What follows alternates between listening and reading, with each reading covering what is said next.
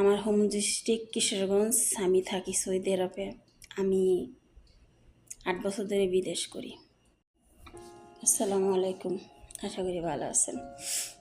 তো কি আর বলবো, দেওয়ালে ফিটটা গেছে গা। এখন পার্সোনাল ব্যাপার আর কি। তো লাইফে ঢুকে চাইছিলাম না কিছু বলতে, এখন পরিস্থিতি শিকার, দেওয়ালে ফিটটা গেছে গা, বলতে হবে। তো আমার হোম ডিস্ট্রিক্ট কিশোরগঞ্জ। আমি থাকি সৌদি আরবে। আমি 8 বছর ধরে বিদেশ করি। বাস জর্ডান ছিলাম 4 বছর, সৌদি আরব আসছি 2 বছর 4 বছর। তা আমরা কি বাংলাদেশে কিছুই করি না? আমরা মেয়েরা কি কিছুই করি না? আমরা বাংলাদেশে টাকা পাঠাই না কেন? আমরা নির্যাতনের শিকার হম। দেখেন, আজকে আমি কটা মাস ধরে অসুস্থ, আমার ডাক্তার কাছে নেয় না, কইতে নেয় না। ওরা অসুস্থ হয়, ঘন্টায় ডাক্তার কাছে যায়, 2 মাস পর 3 মাস পর মাসে ডাক্তার কাছে যায়। তা কাজে মেয়েরে মানে কুত্তা বিলের মতো ব্যবহার করে, জানেন। আমার খুব কষ্ট হইতেছে। মনে হয় কি আমি 8টা বছর ধরে বিদেশ করে মনে হয় কতটা কষ্ট লাগে। মানে কি আমি চিকিৎসার অভাবে মারা যাবো, মানে আমার এতটা কষ্ট লাগে, বুঝছেন? মানে এতটা কষ্ট লাগে যে 8 বছর ধরে বিদেশ করে আমি চিকিৎসার অভাবে মানে মারা যাবো। আমার এতটা কষ্ট, আমার ডাক্তার কাছে নেয় না। তাই নেন, আমি কইলাম কি আমার ডাক্তার কাছে নেস নাকি? কয় কি করা সময় নাই, এটা নাই ওটা নাই, আকামা নাই, কত বাহানা, কোনো কিচ্ছু করে না, খালি বাহানা দেয়। তো কি করব? তো দেখেন, আপনার কাছে অনুরোধ, আমরা এজেন্সির লোক ভালো না। আজকে যদি আমাদের এজেন্সির লোক ভালো থাকতো, তাহলে আমাকে এই পরিস্থিতি শিকার হইতে হয় না। এই যে শ্রীলঙ্কা কো, চায়না কো, বার্মা কো, ফিলিপিনি কো, এই যে ওই বাসায় আবার বাইরের বাসায় কাজ করে, একদিন হুয়ে রয়েছে, ডাক্তারের কাছে তাড়াতাড়ি নিয়ে গেছে, এক্সা করে আনছি।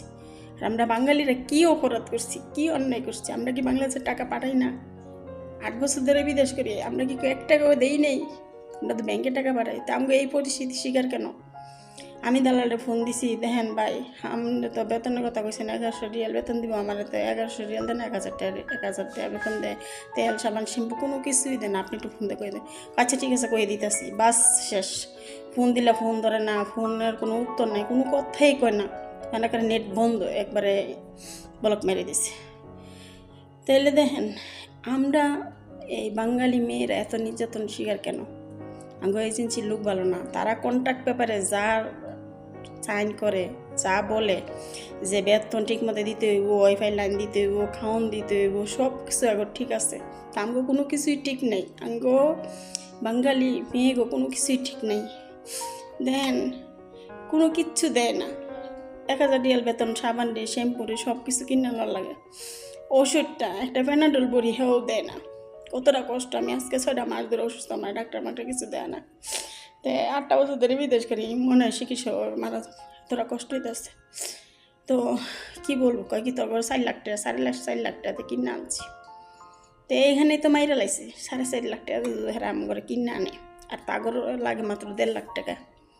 তাগো খরচ হয় এই যে শ্রীলঙ্কা, বার্মা, চায়না, ফিলিপিনি, তাগো টাকা লাগে এক দেশে কম। আর আমার একটা বাঙালি মেয়ে আনলে 4.5 লাখ টাকা লাগে। তো টাকা কি আমরা বাপ মা খাইছি? আমরা 14 গোষ্ঠী খাইছি তো অফিসের লোকেরা। তাহলে হে শাস্তি আমগরে দেয়, জানেন? সেই শাস্তিটা আমগরে দেয়, আমগরে কোনো কিচ্ছু দেয় না। তো আমগর এজেন্সির লোক ভালো না। এজেন্সির লোক যদি ভালো থাকতো, তাহলে আমগো এই পরিস্থিতির শিকার হইতে হয় না।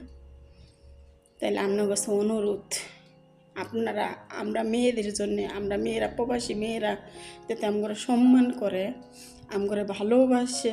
আমরা বেশি কিছু চাই না, আমগরে ভালোবাসে, আমগরে সম্মান করে, আমগো কষ্টটা বুঝতে তারা যে ভয় পায়। একটু ফোন করলে কিন্তু সব কিছু সমাধান হয়, কিচ্ছু তাই না। ঠিক আছে, আমি আর কি বলবো, বলার ভাষা নাই, খুব কষ্ট হইতেছে। তা আমরা বাঙালি মেয়েগুলো ফোনে করতো স্যার। তা আমগর একটু দয়া করেন, আমগো এই যে লোকগুলারে একটু একটু ব্যবস্থা করেন যে বাঙালি মেয়ে করে আনলে সব কিছু দিতে পারে, তাহলে বাঙালি মেয়ে করে পাঠায় না। যদি না দিতে পারে তো পাঠায় কোনো লাভ নেই। ঠিক আছে, ওকে, আল্লাহ।